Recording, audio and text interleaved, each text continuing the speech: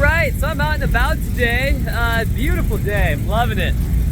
So yesterday I was saying if we did get a big green day in the markets and we saw a big push above that 401 level that I was gonna have to redo my count.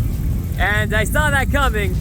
I'm trying to be neutral on my counts here because I know that I'm often gonna need to change them. So that's definitely what I'm gonna be doing this weekend. I'm making sure that my SPX charting hit that the degrees match up with the hourly chart that I have going now.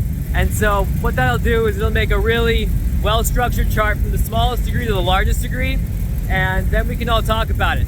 Stockhead and Obi-Wan, your guys' charts are coming along really well. Really happy to see that you guys are really understanding these principles, and it's gonna be fantastic as we build this chart out. I mean, I'm just gonna keep doing this charting, and eventually we're gonna have this really good picture of what's going on. I guess you could say this is probably the earliest phases of the analysis that I'm doing because, well, apparently I'm just gonna keep doing this and I'm gonna keep the count going, and eventually I'm gonna have like a host of data, right? So anyway, let's just open the charts a little bit. I'm gonna show you how I did all of my count. It ends with a truncated fifth, and this is an ABC correction higher, ending in a really steep wedge. So, and we're encountering a downtrend. So I'll show the charts here. We are on the 1 hour chart, and I really should have done 2 charts here so I could better show what I did change. I'm just gonna go over it a little bit.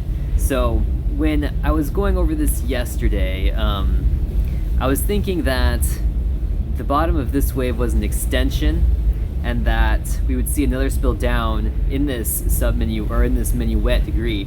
But now I'm thinking that's probably not the case. I thought wave 4 was extending, and perhaps that was also wrong. And what I should have done is just said after this correction here, boom, wave 4.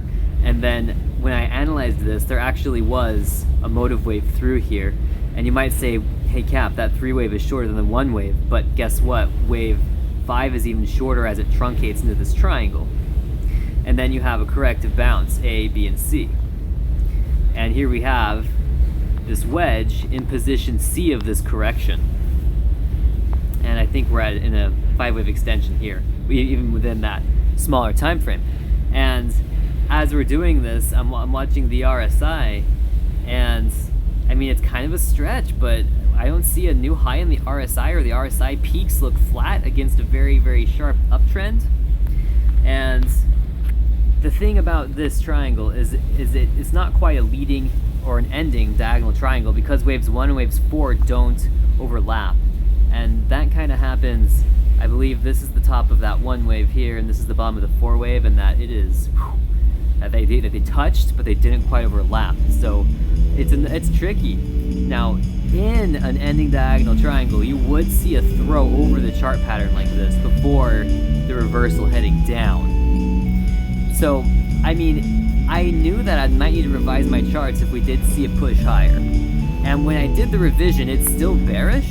It's just that we are now going to be in a wave B, which I think it could go for a while, it could, but you know, there's incoming downtrend resistance to overcome. So moving into the future, I think, again, it's just going to be CPI data next week. We got 2 days. Maybe we'll know better on Tuesday, so that's all I got for now.